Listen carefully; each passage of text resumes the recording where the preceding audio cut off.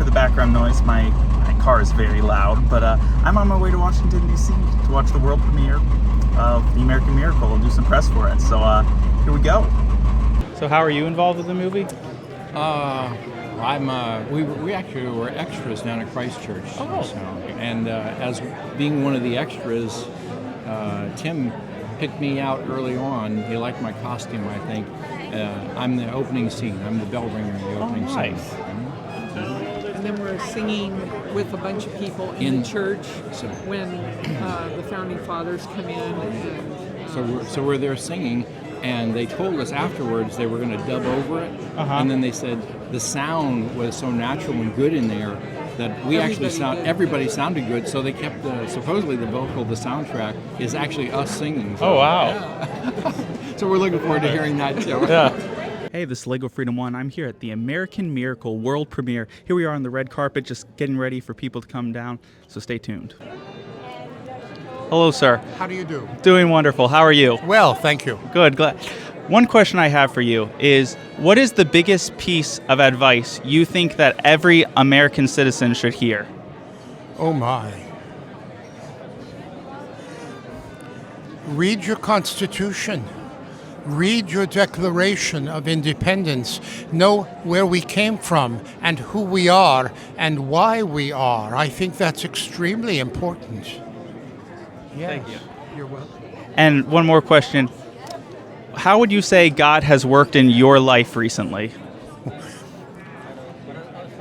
I've been a deist for most of my life, and I do believe in God, and I think without the presence of God, I probably would never have been in all of the phenomenal places and met the phenomenal people I have in my life. I'm most grateful. All right. Well, thank you very much, sir. You're very welcome. Thank you. What is one piece of James Madison's life that you feel more people should know about? That he was brilliant and that he was much more involved in the process of the making of the government. He was always known to be the go-to person for knowledge. Even His Excellency General Washington, when he became president, can we edit that? Yeah. Sought James Madison's counsel, even though he was 19 years his junior and in a different branch of the government. And as you know, according to the Constitution, the branches of the government stay separate. But if you ask His Excellency, he would probably admit that Mr. Madison was quite important in the decision-making process that he utilized. All right. Well, thank you very much, sir. Pleasure. Good to meet you. Hi. What brought you onto this film and this particular project? I had been privileged to be a part of a film called I Heard the Bells, produced by Sight and Sound Theaters. And Ralph Augustrone, the producer of this project, saw that movie and just called up the directors and said, can we speak to this young lady? And so I was really thankful and very, very honored that he saw my film and asked me to join in. Thank you very much. Yes, thank you.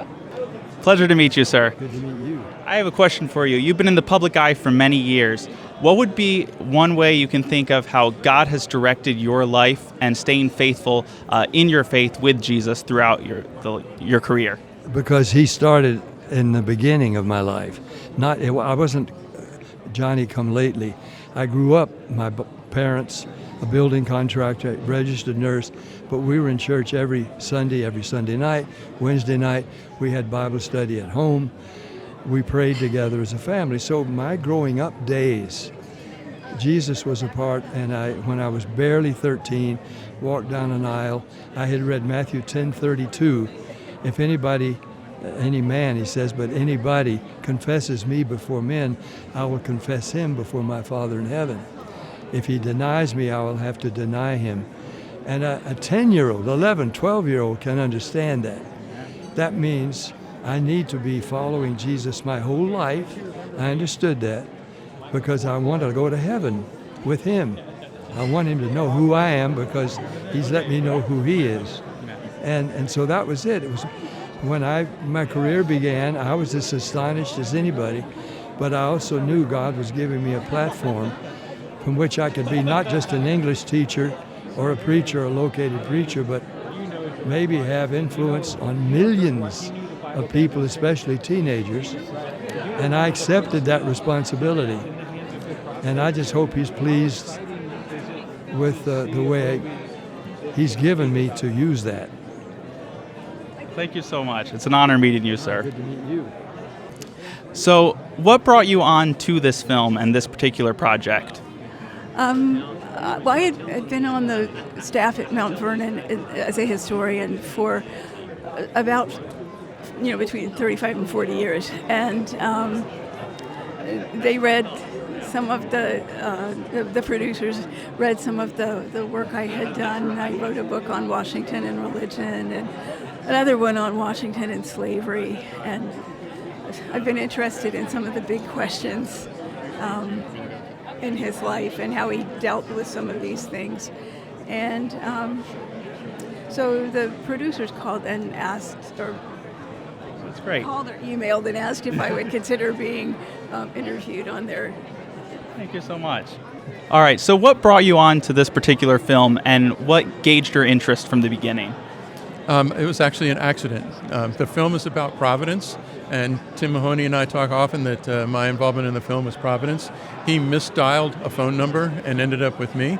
He was looking for some canon, and as a historian, a Revolutionary War historian, I knew where to get some. And from there, we hit it off, and I helped him with the historical aspects and then with some of the writing, and then he ended up asking me to perform in it, so it's kind of a jack of all trades here. What would you say is something that the American people should know about God's providence in the country?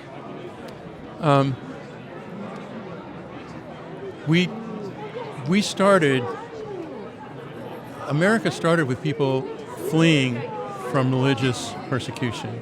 If you look at the Pilgrims, Quakers, all the different religions that ended up here in America, what's important that the film is trying to bring forward is that our government is established on a contract between all of us. And that contract ensures that we are free to practice whatever religion we choose. Thomas Jefferson said that the government has no right to regulate a person's mind, and religion happens in the mind of a person, between that person and God. And that's embodied in our Constitution. It's important to carry that forward. Well, thank you very much. Pleasure meeting you. Hi. What would you say was your greatest excitement while working on this film? I think I have more than one, but I think part of it was being at the Constitution Hall when we filmed the scenes. I should say Independence Hall when we were filming the Constitution. And that was probably seeing all those men as founders dressed and going through with George Washington and Benjamin Franklin. That was a pretty exciting moment. Well, thank you very much. Thank you. Hello, it's an honor. It's a pleasure to be with you, sir. What are some of the challenges you faced in developing the nation into what it has become? Well, so to say I developed this nation is a gross overstatement. I was one of many hands that was involved in it. The challenges that arose, well, when you bring together a body of men, even if they have the same goal in mind, you have as many different opinions as you have faces. And so to have all of those minds come to an accordance, sir, always the greatest challenge in any type of governing body. My question for you, what do you find the most challenging about keeping him in line? Oh, sir, I don't think that any woman actually keeps her husband in line. I support him as best I can, and hopefully and prayerfully allow him to have a good guidance from divine providence. And one final question. What piece of advice would you like to give all the people of the nation, and for both of you? I feel that it is vitally important that we remember where we came from so that we may have a future together. And I would say that the responsibility of governance and the future belongs to our posterity, those of tomorrow. Amen. Well, thank you very much. It's an honor. Pleasure. You've worked on many faith-based films in the past. What would you say sets this one apart from those films? They're all educational as far as I'm concerned, but this one is highly educational. This is going to show people why this country started, how it became the greatest country in the world. Still is, even though people are trying to burn it down and wreck it, we're still the greatest country in the world. And this is a hope and a prayer that every school in America, every school, Continental universities, has to watch this and get a little educated in a popular way, in a positive instead of a negative way. Thank you. And what has been your favorite part working on this particular film? So that's a question for Kevin. Question for you. Yeah, I'm not. She didn't get to work on it. Didn't work on it? She works on a lot of my movies with me, though, certainly. What's your favorite work? Well, just, look, I've played Abe Lincoln in a movie. I played George Washington. Now I got. You really like the wig. The wig was my favorite part. Yeah. No, and I got to play. I got to play Jefferson. So I just, I'm a fan of what these guys did. They're brilliant. If you really took the time to read the Constitution, you'd be blown away that these guys wrote this document, because it's and they were homeschooled. Incredible. And they were homeschooled. So was I. There you go. We homeschool our kids. So there you go. Thank you. All right. Would you be able to sign my what if? Sure. This is the road that started for me to want to do faith-based movies. Do you realize that this thing is doing so well through streaming in the last 10 years? We're re-releasing it. This is coming in theaters this summer. Oh, wow. I did not know re-releasing. that. Dallas Jenkins directed this, who's doing The Chosen right now. This was really my first faith-based movie, so that's awesome. You want your name on there? Yeah. You can put it to Tim Weber. Tim? Yep. I don't do last names, Tim. All right, That's no problem. There you go, buddy. Thank you very much. Thanks for being a nice guy and taking a picture with my dog. I cherish it. When Dallas called me for this role, he didn't call me for the role. He had me read the script. And I said, who's playing Pastor Ben? He started naming it. I said, no, I'm playing. He said, dude, I couldn't afford you. I said, I don't care. This is the best script I've ever read. I've done over 90 movies. This is in my top 3. Wow. I think this is better than God's Not Dead, and it's the same writers. Hello, it's an honor. I have a question for you. Okay. How did your mom's faith influence the faith in your life?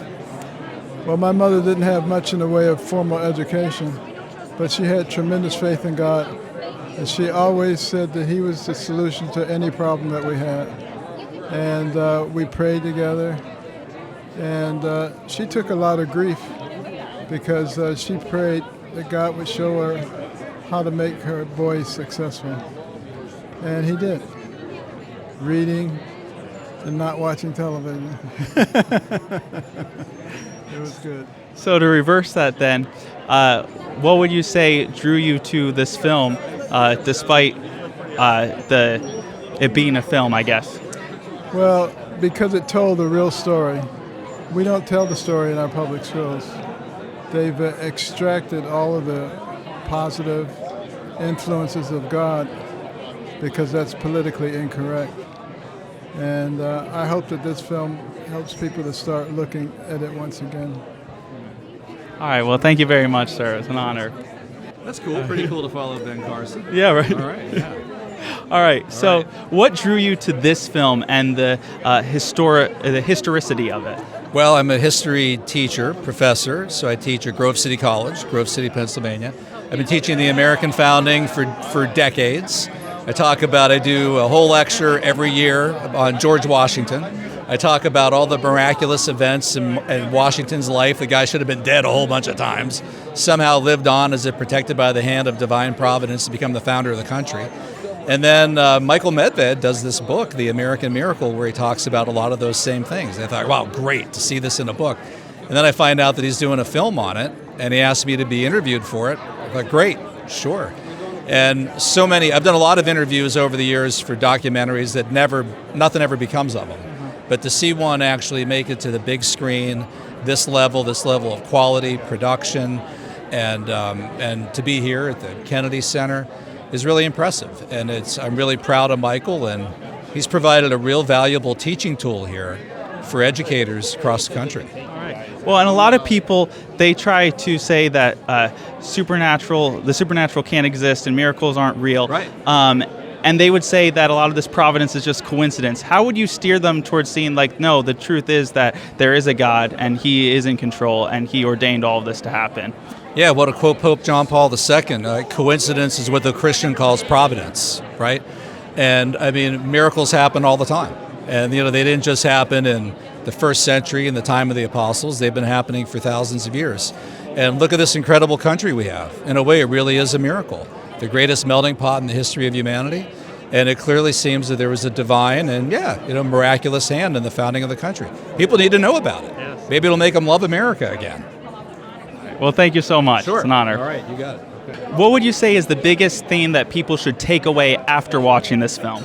that our nation is no accident, and that God's hand truly was in the foundation, and not only in the foundation, but God's hand is still in the building of our nation. And so even though we know miracles are instantaneous, healings take time. And so we are still in that healing process, and we all need to cooperate so that healing can be all of ours. So yes. Thank you very much. Thank you. God bless you. God bless. I'm here with James Arnold Taylor, the man, the myth, the legend. Sir, what brought you to this film, and what separated, especially being a voice actor, stepping more onto on-screen? It's very different for me, Tim. You know, I have always been inspired by great acting on camera. As a voice actor, I feel like they're one and the same, and so getting to be a part of a film like this was wonderful with Tim Mahoney and Doug Maddox and all the folks making the film. And getting to play a historical character, Daniel Webster, and stand where he stood, give the speech he gave for the eulogy for John Adams and Thomas Jefferson. Really amazing. On the 50th anniversary of the signing of Declaration of Independence is when they passed away.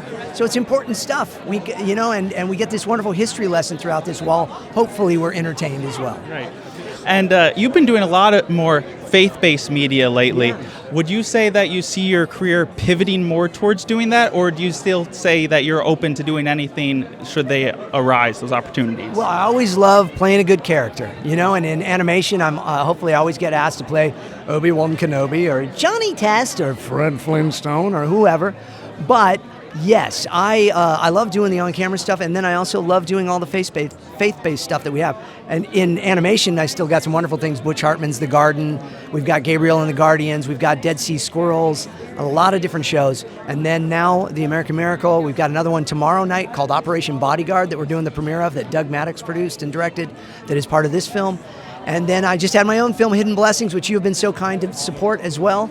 So yes, God has been very gracious to open doors for me. That's great. You said recently on the 10K Heroes live stream, you were talking about how you see how God set it up, where if you had done some of this faith-based stuff earlier, not many people would have known your name, and so you might not have gotten the same audience. How would you say God has sort of shaped your past career with where you are now to bring a greater audience? Yeah, it's a great question. I think that it's the biggest thing is you and I have talked about this before. You never know what God is crafting in your life, right? You've seen it, I've seen it. And we think from this spot, oh, come on. And he's like, just wait. I'm planning other things and I need to get you here. But in order to do that, you got to go through here and there and everywhere. And so I love how you put that. I think that is, I don't know if I put it that well in that interview. But I definitely feel like God has had me on a journey, and I'm excited to see what's next. Well, thank you. It's a pleasure. It's a pleasure. All right. Hi there. Hello. We are Ralph Ogstrose, executive producer of The American Miracle. All right. And my wife, Sylvia. Nice to meet you.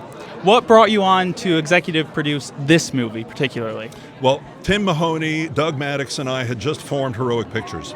So we were looking for a project to be our first project out of the gate. Michael Medved came to us, having worked with us before, and said, I've got this best-selling book that I'd love to turn into a feature film. So we reviewed it, and we decided that this would be our launching project for Heroic Pictures. So that's how we ended up here. Nice. And what would you say would be a takeaway that people should have after watching this film? Well, the tagline of the movie is "Our nation is no accident." So if our nation is no accident, then that means that there is purpose and agency and a plan that is in motion. And if that's the case, then that also places a responsibility on us as Americans to perpetuate that and to advance that plan. So we're hoping that people would come away with a sense of gratitude for how we got here and for the incredible sacrifices that people made for this country leading up to this, but that also we would leave with a sense of responsibility, that we just can't sit back and enjoy this freedom and liberty that we have, but that we have to work to perpetuate and advance it the way that our founding fathers did. All right, well, thank you. Thank it's an you. honor. All right, so what brought you in to give your historical input in the creation of the film? My name is Jana Novak, and my late father and I wrote a book called Washington's God. So it was about the history of Washington and his religion, because many people tend to think that he was not religious, that he was a deist, and that's not true. What about you? So I was brought in to do on-camera work as well, and we've researched this time period. I've looked at a lot of historical newspapers, and what I discovered is that the people at the time were using the word providence to describe some of the miraculous things they were witnessing. And I think that's a very powerful testimony to, the title of the film, The American Miracle. So a lot of people who watch this will probably be believers, but what would you say would be one compelling point to get a non-believer to come and watch this film and hear about the history of the country? I think that fact that I talked about of he was trying to be really inclusive and careful about the language he used, because he did want all of the different religions. And he knew at the time, there's a letter he wrote, as she mentioned, you can find primary sources now digitized. So he wrote a letter at one point where he's listing all the different religions that were there that he hoped found this inclusive, and one of them was the Mohammedans. So we had Muslims even at the beginning of the country. And to me, that's one of the most important things to understand, is there's so much that should bring our country together rather than divide it. So especially with the anniversary, that's critical, and why the movie is so important. Anything you'd like to add to that as well? I would just like to add, President Washington wrote to a Jewish congregation on more than one occasion. He really, early on in the war, he told his men, I want you to respect the religion of the people if it's not your own. So being conscious of civil liberties was really important to him, and he used that term, civil liberties. And then one final question. A historian isn't a job that you hear popping up too much anymore. What would be a piece of encouragement you would give to those who are looking into becoming a historian themselves? If you don't study the history, you're doomed to repeat it, basically. So our history is what makes us who we are as nations and as people in the nation. So understanding where you came from in that overarching way is so critical. Well, and I would just say that this is the best time in the world to become a historian, because you can get to historical newspapers, you can look at letters, and they're digitized, so you can type in a keyword and search. And so it's really exciting. All the technology that's changed, it's really in the benefit of the historical world. All right. Well, thank you very much. Thank you. Thank you. So, what would you say has been the most exciting part working on this film? So I'm the screenwriter, and meant I got to take Michael Medved's book and translate it to scenes for a movie. And exciting, you're just kind of sitting in your office working. So I wasn't on set. Usually I'm directing movies, but in this case it was just working with the material. And I have a natural affinity to this material. I authentically agree with his thesis, which was that the hand of God played a pivotal role in the function and development of this particular country, because so many people who were responsible were trying to follow God's leading. It wasn't that he picked a favorite, it was that the people picked God. So because that makes tons of sense to me, and as I look at these scenes that Michael Medved has put, to try to take those and put them into dialogue and into action, that was my role, and I embraced it. I loved it. And a lot of the book is very much narration-based. So how was that as a screenwriter trying to adapt it to where it would work in a film format? Yeah, so they end up making a docudrama in this movie. And so they did a lot of interviews, and I didn't write any of that. I mean, they're interviews. So it's a docudrama. So I really was only responsible for the dramatic scenes. So you just create, action and tension and interesting ideas that then the director can take and run with. It's so interesting that Thomas Jefferson and John Adams both die on the same day, the 50-year anniversary of the country. The coincidences are incredible. So I started out, the first thing I thought of was they're both hearing the salutes, the cannons, and they're both on their deathbeds, and they're miles and miles apart. But so by adding cannon fodder and the party of the 50th anniversary, and then kind of cross-cutting that with these two icons of American history, knowing each other is on death's door, there was a dramatic scene that could be pulled out of that. Well, thank you very much. Yeah, man, my pleasure. Oh, my goodness. Way to go, guys. Thank you. Hello. How's it going? It's going well. What's your name? Tim. Tim. Over. I'm Libby. Nice to meet you. All right, so I have a question for you. Yeah. Obviously, your brothers are really well known, but you've been getting into acting a lot recently and doing some films. Some haven't come out, some are just coming out, and then Unsung Hero obviously already released. Yep. How does it feel knowing that finally you're getting a shot in the spotlight, so to speak? Wow, good question. I mean, I feel like I've always been on the back seat of it, like as you said, seeing my siblings and seeing the highlights and the lowlights, and finally getting into it. It's like, oh, okay, wow, this is a lot. I feel like God honestly is like, Libby, this is where you need to be, because you are a light to the world and you help encourage other people and you have a gift and you really need to lean into it. And I'm like, God, you open the doors, I walk through. And his providence, thank you. He has been opening those doors and I'm very, very, very thankful. And what drew you more towards the film world versus like the music world, like a lot of your family is? So that's crazy. I used to have horrible stage fright. And I don't know, I love the characterization of the film world. I feel like there's so much more depth to say these wonderful stories. And I don't know, I wanted to be a little different, you know, so. All right, what is one piece of advice that you think every American citizen should hear? I think they need to remember where we live and how amazing America is. We live in a great country, and we have so much to be thankful for. I think if we just remember that basic principle, I think it can shape our overall outlook in everything that we do. All right, well, thank you very much. Thank you. Save the best for last. Yeah, right. We love Legos. All right, what is one thing that you think every U.S. citizen should hear? Like a piece of advice. First, I'll say, I'm Doug Maddox, the producer of American Miracle. My wife, Ann Maddox, we've been making movies for over 20 years, and we couldn't be more proud to make American Miracle with Michael Medved, with Jodie Thompson, with Tim Mahoney, Ralph Oxtros. This is an amazing team. And we all care about America. We all care about people getting the truth and love. And they're going to find some incredible stories about American history from the first and second sources. And then hopefully we'll make a Lego movie out of it. That's great.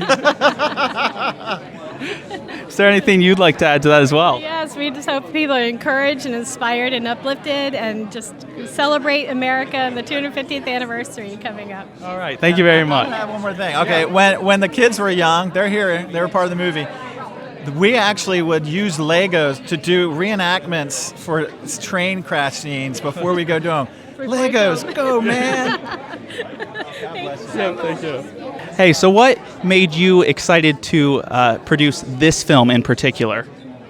Well, it's just a story that Americans, particularly younger Americans, need to hear and believe. I mean, they've been told other things, and some of the other things they've been told are not true. What about you? Yes, I think it's wonderful that the story of the Founding Fathers and their beliefs in faith and how this country was founded. Well, thank you very much. What would you say your favorite type of food is? My favorite type of food? Oh, boy. I would say a good, well-made, crispy pizza. What about you? Burger. A burger. Good old Nice. American burger. Nice. All right, thank you very much. Experience America's forgotten story. Tonight we will cross the river. The American Miracle, Our Nation is No Accident, arrives in theaters June 9th, 10th, and 11th only. America is something that I hold in my heart. Unveiling God's providential hand in our nation's founding. Don't miss this inspiring film.